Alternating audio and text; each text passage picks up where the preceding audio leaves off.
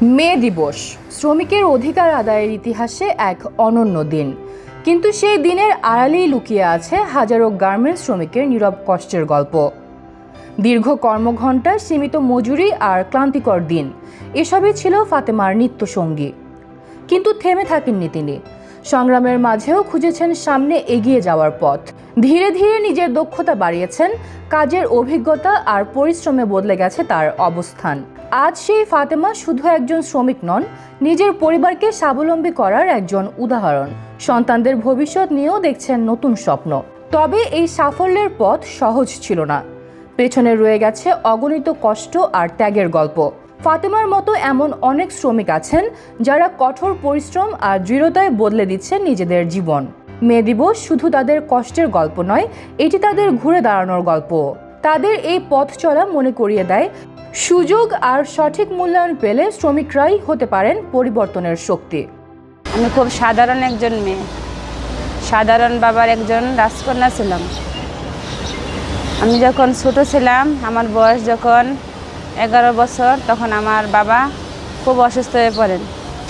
আমরা 3 বোন, আমার ছোট 2টা বোন একদম ছোট ছিল। আমার বাবা অসুস্থ হয়ে পড়েন। আমার বাবার পরীক্ষা করে দেখা যায় ব্লাড ক্যান্সার হয়েছে। পরে আমার বাবা ঢাকা মেডিকেলে ভর্তি ছিল 2 মাস। যা আমাদের টাকা পয়সা যা ছিল সবই আমরা খরচ করছি। কিন্তু পরে ডাক্তার বলল যতদিন বাঁচার উনি বাঁচবে, চিকিৎসা করে লাভ নেই, অনেক দেরি হয়ে গেছে। পরে আমার বাবাকে আমরা গ্রামে নিয়ে চলে গেলাম। আমার গ্রামের বাড়ি কুমিল্লা। ভালো একটা মাদ্রাসায় পড়াশোনা করি আমি, ইসলামিয়া ফাজিল মাদ্রাসা। পরে সেই মাদ্রাসায় পড়াশোনা করি। ক্লাস 5-এ আমি বৃত্তি পরীক্ষাও দিই। ভালো বৃত্তির রেজাল্টটাও ভালো আসে।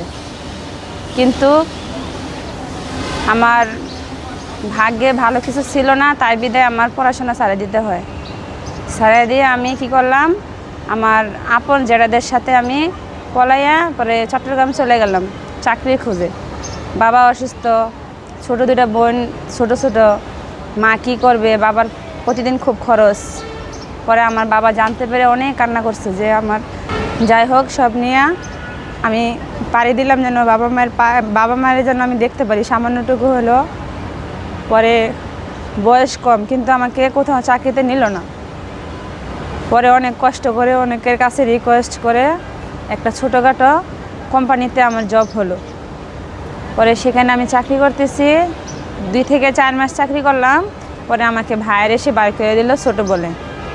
পরে আমি আবার গ্রামে চলে আসলাম। আমার ছোট 2টা বোন, ওরা অত কিছু বুঝে না। পরে আমার বাবা মারা গেছে, এখন আমার ফ্যামিলি তো দেখার মতো কেউ নেই, আমার ভাই নেই।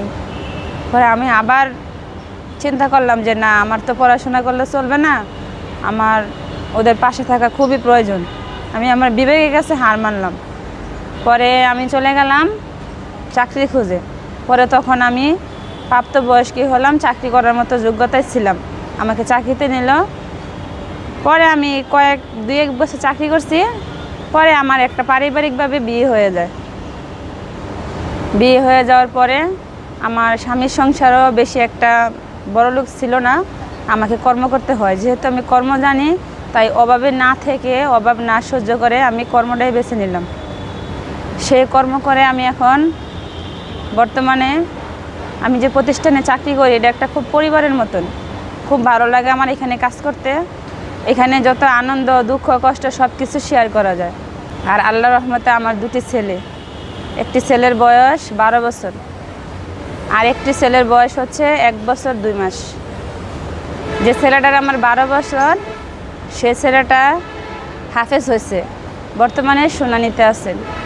ছোটোবেলায় আমার বাবা যখন বেঁচে ছিল, তখন আমার অনেক স্বপ্ন ছিল যে আমি পড়াশোনা করে অনেক কিছু করব। আমার অনেক স্বপ্ন ছিল মাদ্রাসা পড়াশোনা করার, কিন্তু আমার বাবা মারা যাওয়ার পরে আমার সব স্বপ্নগুলো ভেঙে গেল। তবে আমি হার মানিনি। আমার স্বপ্ন ছিল আমার লাইফ থেকে, মানে আমার গর্ভে থেকে যে হবে, আমি তাকে কিছু একটা করব, যত কষ্টই হোক, পরিশ্রম হোক। কিন্তু আল্লাহ পাক আমার মনের ইচ্ছা পূর্ণ করছে। আমার একটা ছেলে হয়েছে, সেই ছেলেটাকে আমি হাফেজের লাইনে পড়াইছি। সে আল্লাহর রহমতে হাফেজি কমপ্লিট করছে। আমি আল্লাহর কাছে লাখ লাখ শুকরিয়া।